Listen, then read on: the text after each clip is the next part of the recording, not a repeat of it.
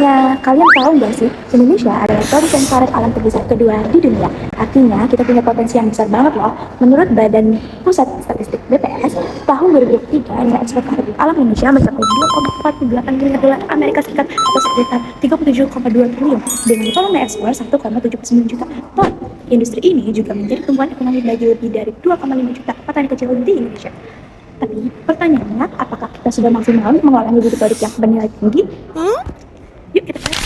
Karet alam berasal dari getah pohon karet yang disebut lateks. Prosesnya, penyadapan getah, pengumpulan lateks, pembekuan dan pengolahan menjadi bahan baku industri. Kenapa karet alam penting? Karena sifatnya yang elastis, kuat, tahan tekanan, serta ramah lingkungan dibanding karet sintetis. Itulah mengapa karet alam digunakan di berbagai sektor industri. Perkebunan karet ini.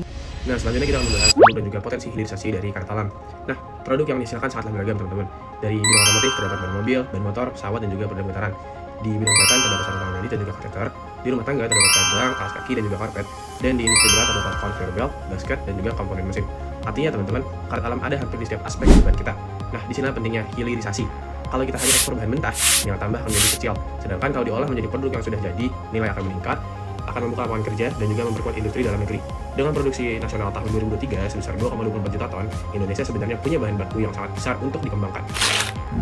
Namun, hilirisasi tidak semudah itu. Ada beberapa tantangan besar.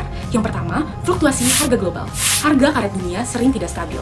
Selain itu, produksinya yang cenderung menurun juga menjadi salah satu tantangan besar. Laju produksi karet Indonesia cenderung menurun sebesar 3,89% per tahunnya.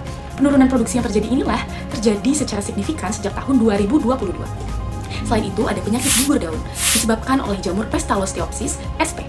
Penyakit ini menurunkan produktivitas hingga 40 hingga 80%. Penyakit ini pertama kali terdeteksi di Sumatera Utara tahun 2016 dan kini menyebar ke berbagai wilayah. Dan yang terakhir adalah persaingan dengan karet sintesis.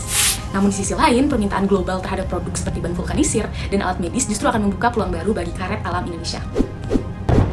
Jadi kesimpulannya, Indonesia memiliki potensi yang luar biasa sebagai produsen karet alam terbesar kedua di dunia. Industri ini menopang jutaan petani dan menyumbang miliaran dolar bagi negara. Potensinya besar, tantangannya nyata.